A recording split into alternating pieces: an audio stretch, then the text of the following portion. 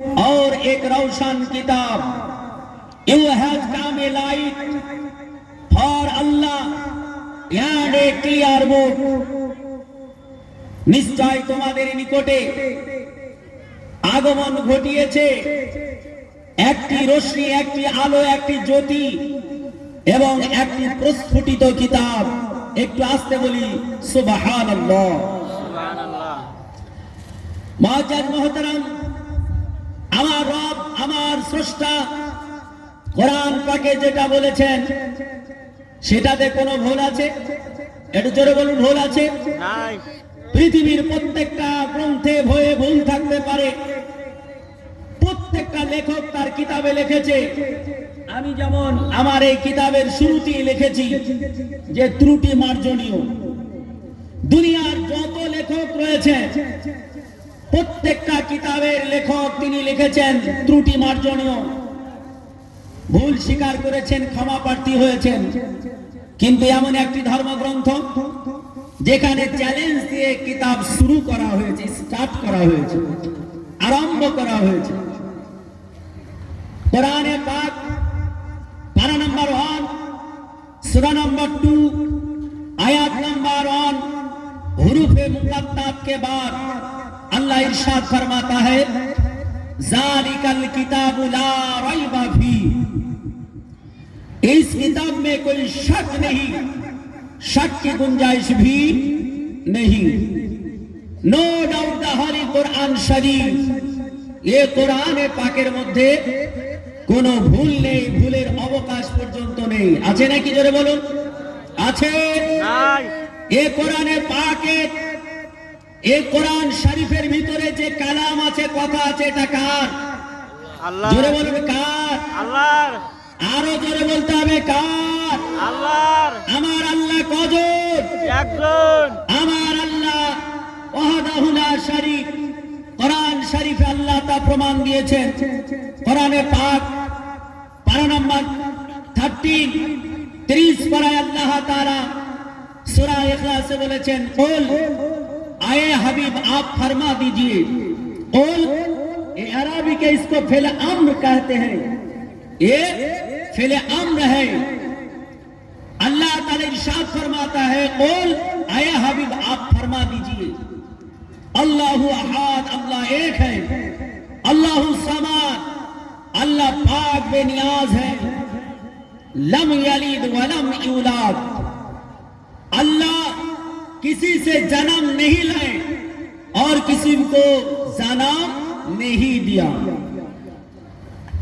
अल्लाह बोलছেন হাবিব আপনি বলুন আল্লাহ এক, যিনি পবিত্র সত্তা, যিনি কাউকে জন্ম দেননি, কারো কাছ থেকে জন্ম নেননি। ইনি হচ্ছেন আমার আল্লাহ ওয়াহদাহু লা শারীক, যিনার কোনো শরীক নেই। আছে নাকি?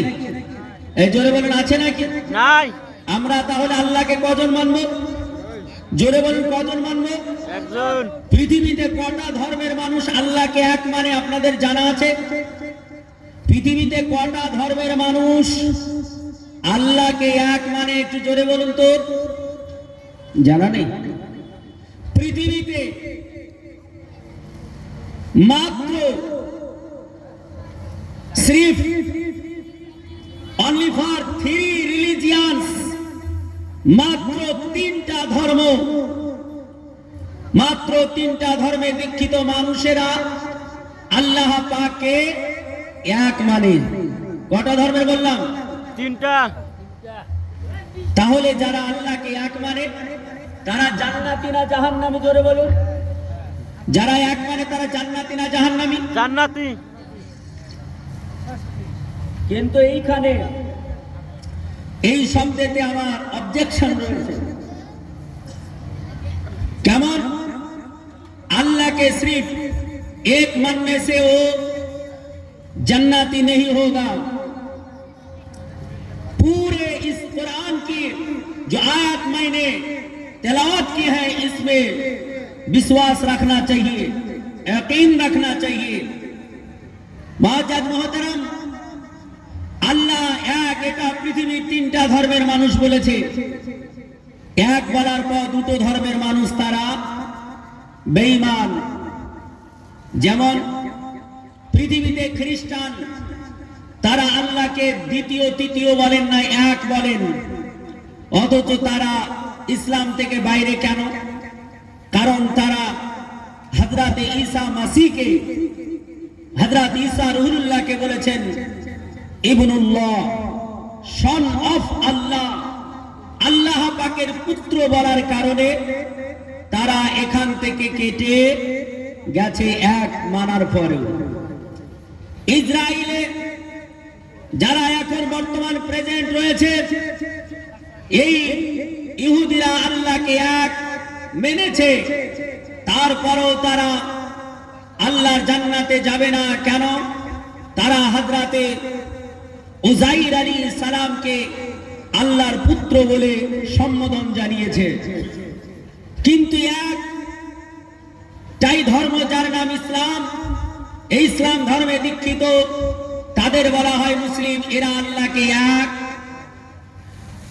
জেনেছে, বলেছে, মেনেছে।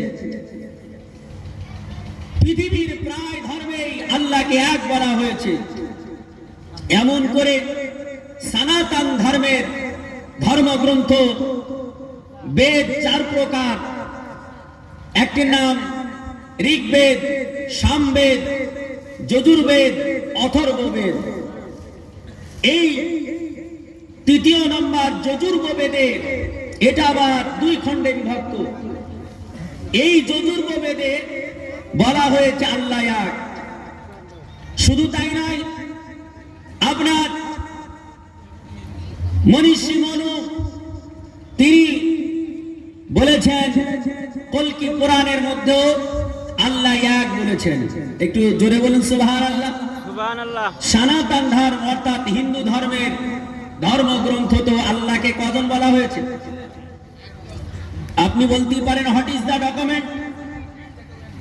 এটা প্রুফ দিন, দলিল দিন। বলে হ্যাঁ শুনুন, মনীষী মনে বলছেন কি, ওম নমস্তে নমা নমঃ হোতার বিন্দ মহাশৃঙ্গ ওয়াল্লাহি ওয়াল্লাম জষ্টং ষষ্ঠং পরমং পরমং ওয়াল্লাহি ওয়াল্লাম সম্বল বিষ্ণু যশাস গৃহ পদ্রা ভাবামহম সমতং বিষ্ণু যশা গর্ভ মাধব বশ্যমাজ। বলে সুবহানাল্লাহ।